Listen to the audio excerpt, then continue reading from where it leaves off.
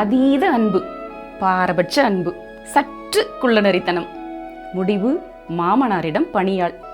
பணியாளாய் இருந்தாலும் மருமகனின் மூலம் ஆசீர்வாதம் வருகிறது என்பதை கண்டுகொண்ட மாமனார் அவனை வெளியில் அனுப்ப யோசிக்கும் நிகழ்வைதான் இன்று பார்க்க போகிறோம்.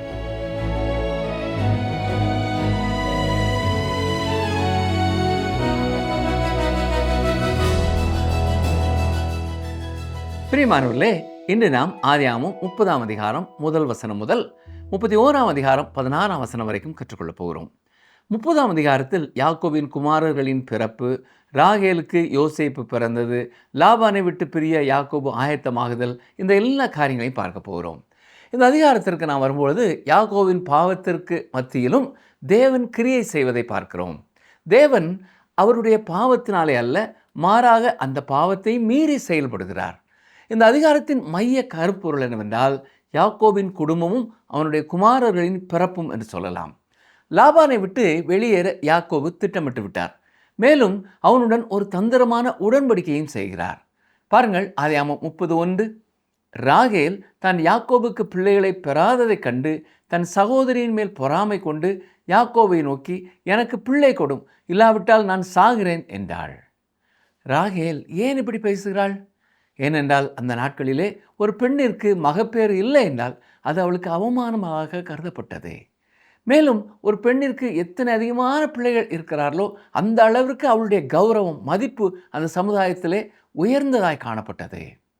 ஆதியாகமம் 30ஆம் அதிகாரம் 2-3 வசனங்களை பாருங்கள்.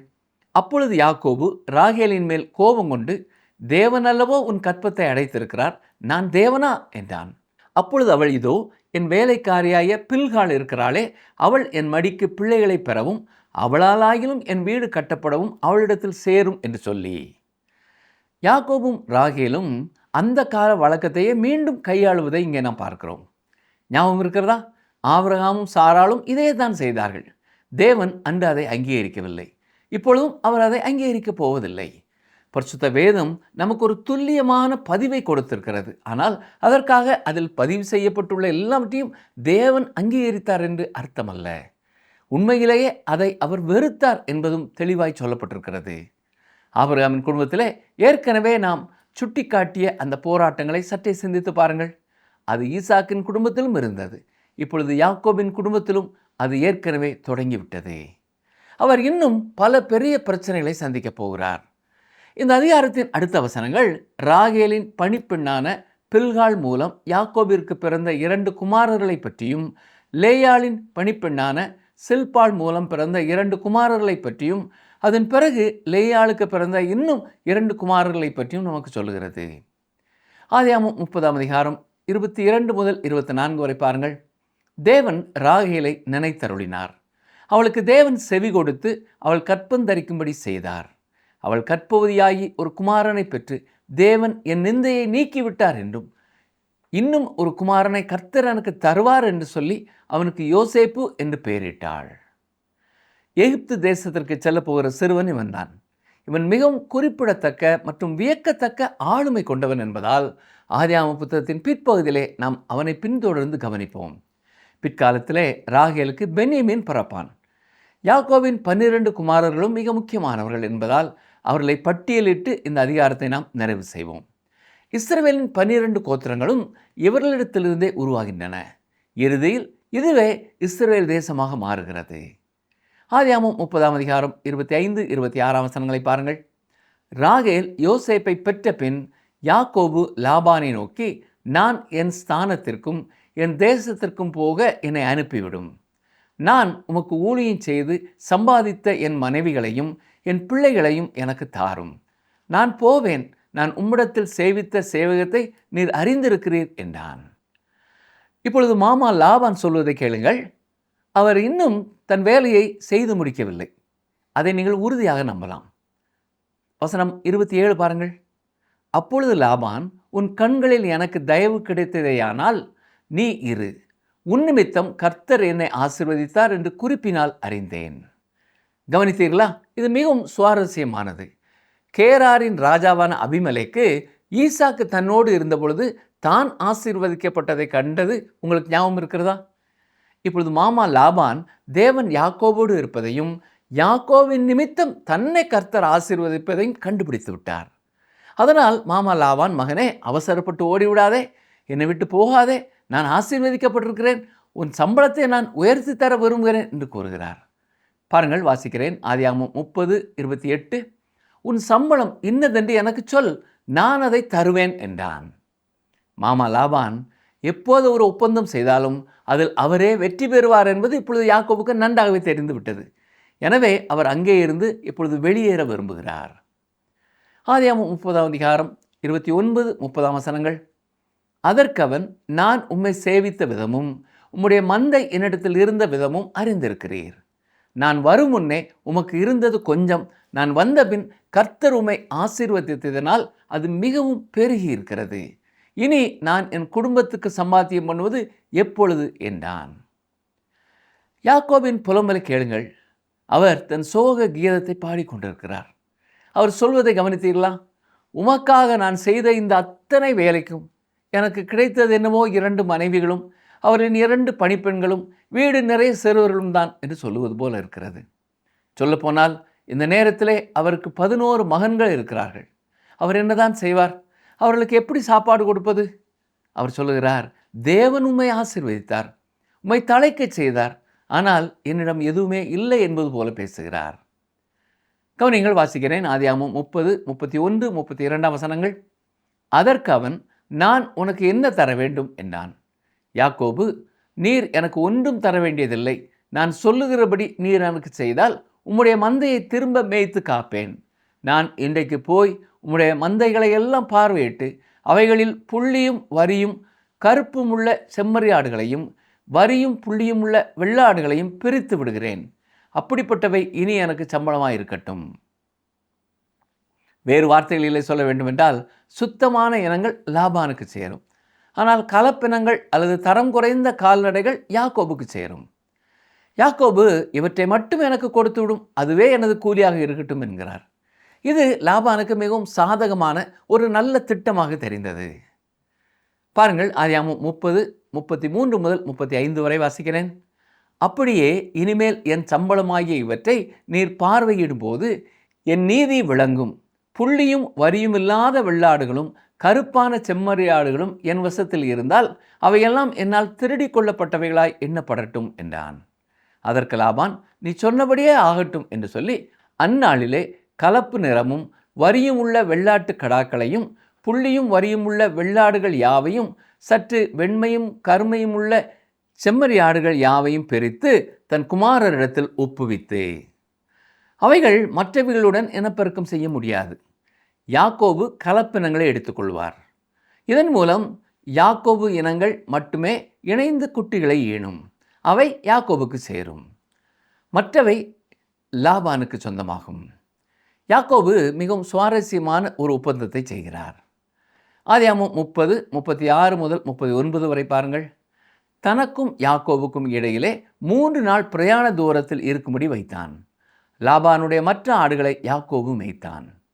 பின்பு யாக்கோபு பச்சையாக இருக்கிற புன்னை, வாதுமை, அர்மோன் என்னும் மரங்களின் கொப்புகளை வெட்டி இடையிடையே வெண்மை தோன்றும்படி பட்டையை உரித்து தான் உரித்த கொப்புகளை ஆடுகள் தண்ணீர் குடிக்க வரும் கால்வாய்களிலும் தொட்டிகளிலும் ஆடுகளுக்கு எதிராக போட்டு வைப்பான். ஆடுகள் தண்ணீர் குடிக்க வரும்போது பொலிவதுண்டு. ஆடுகள் அந்த கொப்புகளுக்கு முன்பாக பொலிந்தபடியால் கலப்பு நிறமும் புள்ளியுள்ளதும் வரியுள்ளதுமான குட்டிகளை போட்டது. இந்த வசனங்களுக்கு பல்வேறு விளக்கங்கள் கொடுக்கப்படுகின்றன. இது வெறும் மூட நம்பிக்கை தவிர வேறு ஒன்றுமில்லை என்று சொல்கிறவர்கள் உண்டு. மற்றவர்கள் இது ஒரு பழைய பாட்டி கதை என்றும் நிச்சயமாக இது வேத புத்தகத்திலே இருக்கக்கூடாது என்றும் சொல்லுகிறார்கள். ஆனால் தேவனுடைய வார்த்தையிலே இது காணப்படுவதால் இது முக்கியமானது என்று நாம் கூறலாம். இதில் மரபணு காரணிகள் சம்பந்தப்பட்டிருக்கின்றன. ஆனால் இதை வெறும் மூட நம்பிக்கை என்று நாம் ஒதுக்கிவிட முடியாது. முக்கியமான விஷயம் என்னவென்றால், கோல்களிலே உரித்த வெள்ளை வரிகள் குட்டிகளை வரி வரியாக மாற்றும் என்று லாபான் மற்றும் யாக்கோபு இருவருமே நம்பினார்கள். அதுதான் கதையின் முக்கிய பகுதி. ஒருவேளை நீங்கள் இதை நம்ப முடியாத அளவுக்கு புத்திசாலியாக இருக்கலாம். ஆனால் இந்த 2 பேரும் அதை நம்பினார்கள். இதில் உண்மை இருக்கிறதா இல்லையா என்பதை தாண்டி யாக்கோபு இங்கே தந்திரத்தை பயன்படுத்துகிறார். அவர் ஒரு பெரிய தந்திரக்காரராகவே இருந்து வந்திருக்கிறார். ஆனால் அவரை விட சிறந்த தந்திரக்காரரான ஒரு மாமாவை அவர் சந்திக்கிறார். இப்பொழுது யாக்கோபு அதற்கு பதிலடி கொடுக்க முயற்சி செய்கிறார். இந்த கட்டத்திலே இதை பற்றி இவ்வளவுதான் நாம் சொல்ல முடியும். அடுத்த அதிகாரம் இந்த முழு சம்பவத்தின் மீதும் புதிய ஒரு வெளிச்சத்தை நமக்கு கொடுக்க போகிறது. இப்பொழுது இஸ்ரவேல் தேசத்தின் 12 கோத்திரங்களாக உருவாக போகும் யாக்கோபின் 12 மகன்களின் விவரங்களை தருகிறேன், கவனியுங்கள். லேயாளுக்கு பிறந்தவர்கள் ரூபன், சிமியோன், லேவி, யூதா, இசக்கார், செபுலோன், மகள் தீனாள். ராகேலின் பணிப்பெண்ணான பில்காளுக்கு பிறந்தவர்கள் தான், நப்தலி. லேயாளின் பணிப்பெண்ணான சில்பாளுக்கு பிறந்தவர்கள் காத், ஆசேர். ராகேலுக்கு பிறந்தவர்கள் யோசேப்பு மற்றும் பென்யமீன். கவனித்தீர்களா?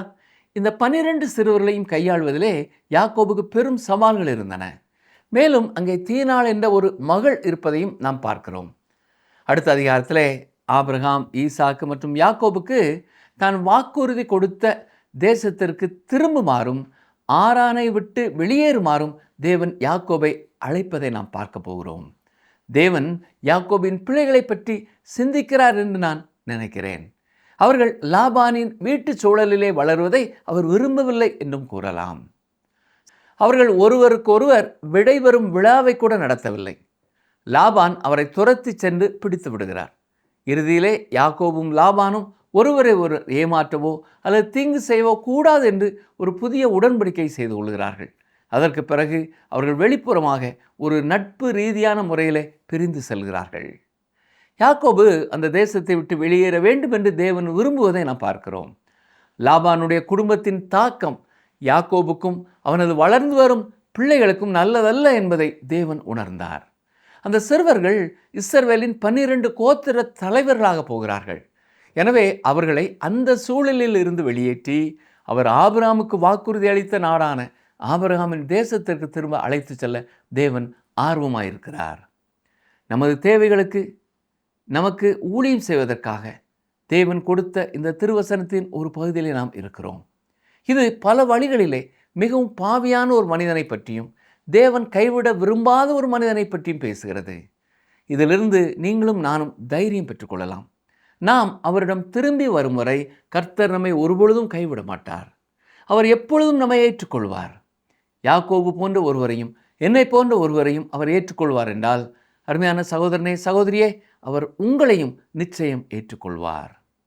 மாமா லாபானுடன் யாக்கோபு 20 ஆண்டுகள் மிக கடுமையான சோதனையை அனுபவித்ததை நீங்கள் நினைவிலே வைத்திருப்பீர்கள் என்று நான் நம்புகிறேன். மாமா லாபான் அவருக்கு கடினமான அனுபவங்கள் எனும் பாடத்தை கற்றுக் கொடுத்தார். தான் அனுபவித்த அனைத்து அழுத்தங்களினாலும் யாக்கோபு இப்பொழுது திகைக்க தொடங்கி இருக்கிறார். இருந்தாலும் கால்நடை வளர்ப்பு தொடர்பாக லாபானுடன் அவர் செய்து கொண்ட புதிய ஒப்பந்தத்தின்படி இப்பொழுது மாமா லாபானை விட யாக்கோபு அதிக லாபம் பெற்று வருகிறார். இது மாமா லாபானுக்கோ அல்லது அவருடைய மகன்களுக்கோ பிடிக்கவில்லை. ஆதியாகமம் 31 முதல் 2 வசனங்களை பாருங்கள். பின்பு லாபானுடைய குமாரர், எங்கள் தகப்பனுக்கு உண்டானவைகள் யாவையும் யாக்கோபு எடுத்துக்கொண்டான் என்றும் எங்கள் தகப்பனுடைய பொருளினாலே இந்த செல்வத்தை எல்லாம் அடைந்தான் என்றும் சொன்ன வார்த்தைகளை யாக்கோபு கேட்டான். லாபானின் முகத்தை யாக்கோபு பார்த்தபோது அது நேற்று முந்தைய நாள் இருந்தது போல் இராமல் வேறுபட்டிருக்க கண்டான்.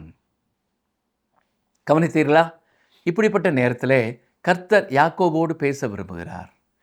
வசனங்கள் 3, 4 பாருங்கள். கர்த்தர் யாக்கோபை நோக்கி, உன் பிதாக்களுடைய தேசத்திற்கும் உன் இனத்தாரிடத்திற்கும் நீ திரும்பி போ, நான் உன்னோடே கூட இருப்பேன் என்றார். அப்பொழுது யாக்கோபு ராகேலையும் லேயாளையும் வெளியிலே தன் மந்தையினிடத்தில் அழைப்பித்து, தேவன் யாக்கோபை அங்கிருந்து புறப்படும்படியாக அழைக்கிறார். எனவே அவர் இப்பொழுது அதற்கான ஆயத்தங்களை செய்து வருகிறார். அவர் ராகேலையும் லேயாளையும் வீட்டிற்கு வெளியே ஒரு வயல்வெளியிலே சந்திக்கும்படியாய் அழைக்கிறார். ஏன் தெரியுமா? வீட்டிலே வைத்து இதை பற்றி பேசினால் ஏதேனும் ஒரு வேலைக்காரனோ அல்லது ஒரு வேலைக்காரியோ அல்லது ஒருவேளை லாபானோ அல்லது அவரது மகன்களோ ஒற்று கேட்டு விடுவார்களோ என்று பயப்படுகிறார். தான் ராகேல் மற்றும் லேயாளோடு சேர்ந்து திட்டம் தீட்டுவதை அவர்கள் பார்ப்பதை அவர் விரும்பவில்லை. ஆதியாகமம் 31 அதிகாரம் 5, 6 வசனங்களை பாருங்கள். அவர்களை நோக்கி, உங்கள் தகப்பனுடைய முகம் நேற்று முந்தைய நாள் இருந்தது போல இருக்கவில்லை என்று எனக்கு தோன்றுகிறது. ஆனாலும் என் தகப்பனுடைய தேவன் என்னோடே கூட இருக்கிறார். என்னால் ஏண்ட மட்டும் நான் உங்கள் தகப்பனுக்கு ஊழியம் செய்தேன் என்று நீங்கள் அறிந்திருக்கிறீர்கள். இந்த ஒரு விஷயத்தில் நாம் யாக்கோவுடன் உடன்படலாம். அதற்காக அவரை பாராட்டவும் செய்யலாம். ஏன்? அவர் கடினமாக உழைத்தார். ஆனால் இதற்கான பெருமையிலே ஒரு பகுதியை நாம் லாபானுக்கும் கொடுக்க வேண்டும் என்று சொல்லலாம். தன்னிடம் வேலை செய்த எவரிடத்திலிருந்தும் தான் கொடுத்த பணத்திற்கு ஏற்ற உழைப்பை லாபான் எப்படியாக கராராக பெற்றுக்கொண்டார் என்பதை நாம் பார்த்தோம்.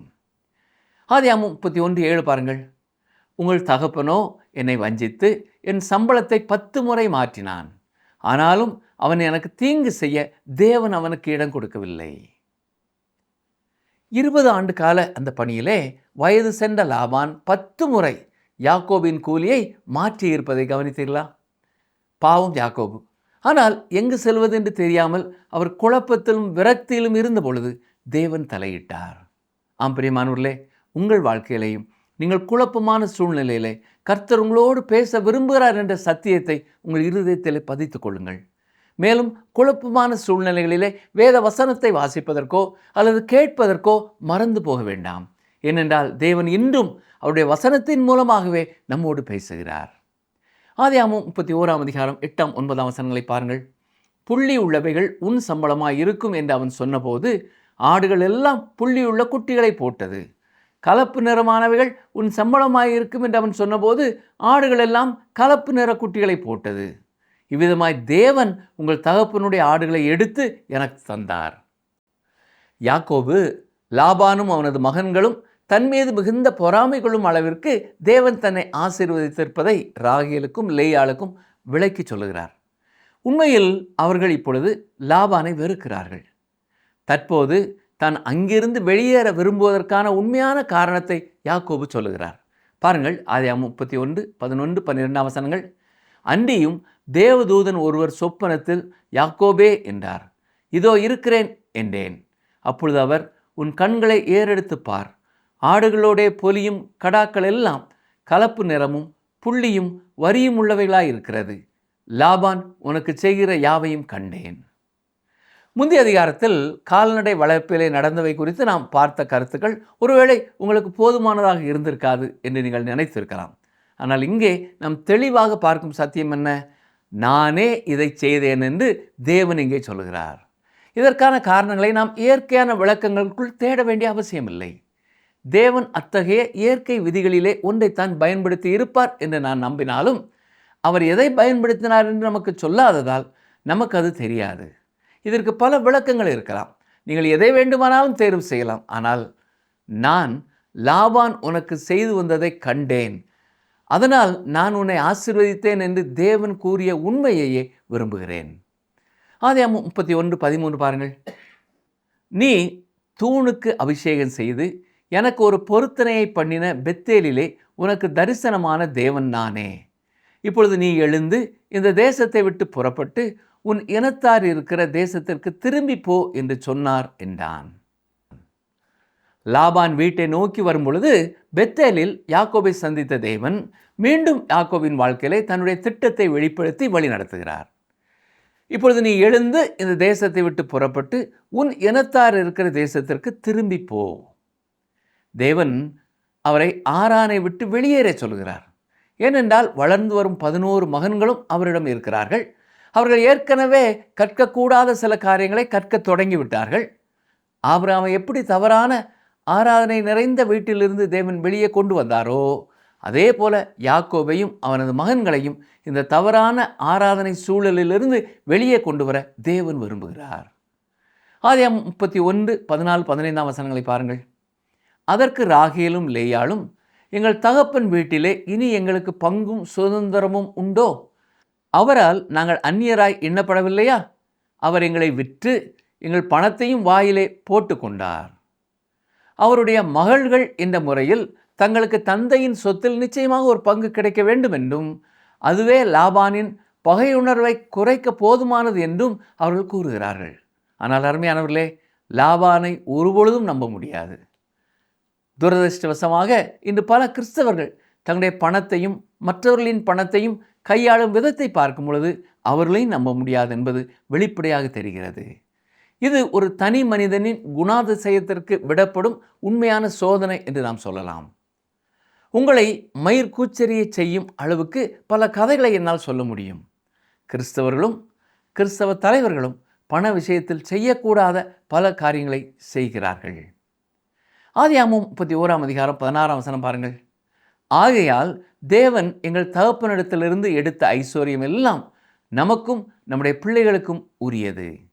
இப்படி இருக்க தேவன் உமக்கு சொன்னபடியெல்லாம் செய்யும் என்றார்கள். உண்மையாகவே இந்த 2 பெண்களையும் நாம் பாராட்ட வேண்டும். யாக்கோபு என்ன செய்ய விரும்புகிறாரோ அதை செய்யும்படியாக அவர்கள் சொல்லுகிறார்கள். அவர்கள் அவருக்கு துணையாக நிற்கிறார்கள். மேலும் தங்கள் தந்தை தங்களை ஏமாற்றி விட்டதாகவே அவர்கள் வெளிப்படையாக உணர்கிறார்கள். இந்த நீண்ட நெடிய பயணத்திலே யாக்கோபின் வாழ்வு நமக்கு சொல்லும் செய்தி என்னவென்றால், மனிதர்களின் தந்திரங்களை விட தேவனுடைய திட்டமே மேலானது என்பது. லாபான் மற்றும் யாக்கோபு ஆகிய இருவருமே தந்திரசாலிகள் என்றாலும் அவர்களுக்கு இடையே தேவன் நீதியுள்ள நடுவராக செயல்படுவதை நாம் பார்க்கிறோம். தேவனின் இறையாண்மையை நாம் புரிந்து கொள்ள வேண்டும். யாக்கோபு மரக்கிளைகளை பயன்படுத்தி தந்திரம் செய்தாலும் இறுதியில் தேவன் நானே இதை செய்தேன் என்று பொறுப்பேற்கிறார். நமது உழைப்புக்கு மேலாக தேவனுடைய ஆசீர்வாதமே நம்மை உயர்த்துகிறது என்பதை நாம் மறந்து போகக்கூடாது. மேலும் லாபானின் வீட்டிலே நிலவிய தவறான ஆராதனை மற்றும் பொறாமை சூழல் யாக்கோபின் பிள்ளைகளின் எதிர்காலத்திற்கு நல்லதல்ல என்பதை தேவன் அறிந்தார். நாமும் ஆவிக்குரிய வளர்ச்சியிலே அடுத்த கட்டத்திற்கு செல்ல வேண்டும் என்றால் சில பழைய மற்றும் தவறான சூழ்நிலைகளை விட்டு வெளியேற தீர்மானிக்க வேண்டும். துணிந்து செயல்பட வேண்டும். நாம் கற்றுக்கொண்ட இந்த வேத பகுதியிலே லாபானின் முகம் மாறியதையும் யாக்கோபு குழப்பம் அடைந்ததையும் வேதம் சுட்டி காட்டுகிறது. அதே நேரத்தில் கர்த்தர் யாக்கோபுக்கு தரிசனமாகி வழிகாட்டுகிறார். உங்கள் வாழ்க்கையிலையும் மனிதர்கள் உங்களை வெறுக்கும் பொழுது தேவன் உங்களுக்காக பேசவும் உங்களை வழிநடத்தவும் ஆயத்தமாயிருக்கிறார்.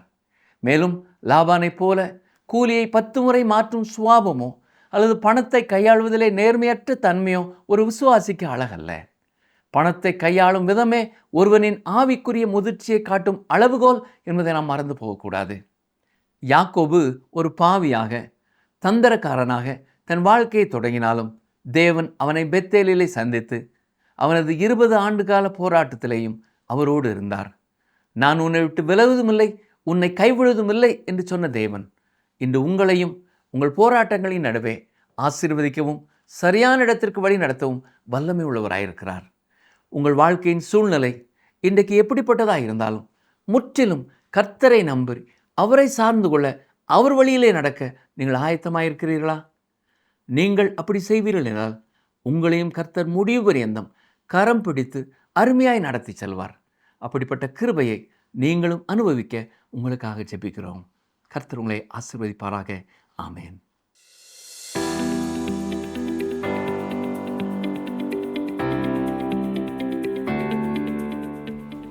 சில்பாளுக்கு பிறந்தவர்கள் யார்?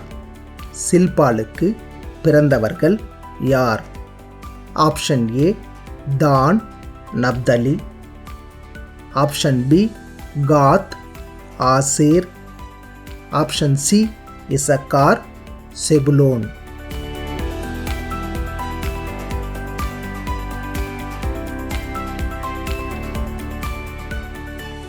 மனக்கஷ்டங்கள் மத்தியிலும் தேவன் யாக்கோபை ஆசீர்வதிக்க ஆரம்பிக்கிறார்.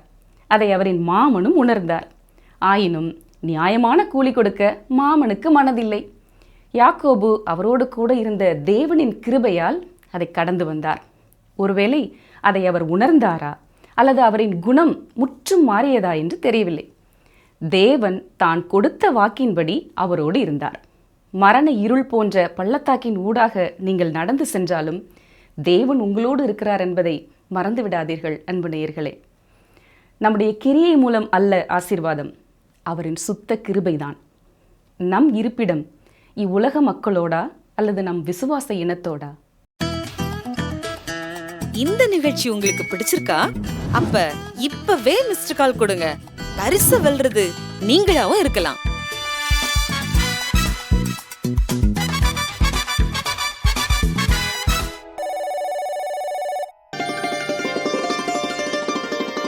சிறுமைப்பட்டவனுக்கு கர்த்தர் அடைக்கலமானவர், நெருக்கப்படுகிற காலங்களில் அவரே தஞ்சமானவர்.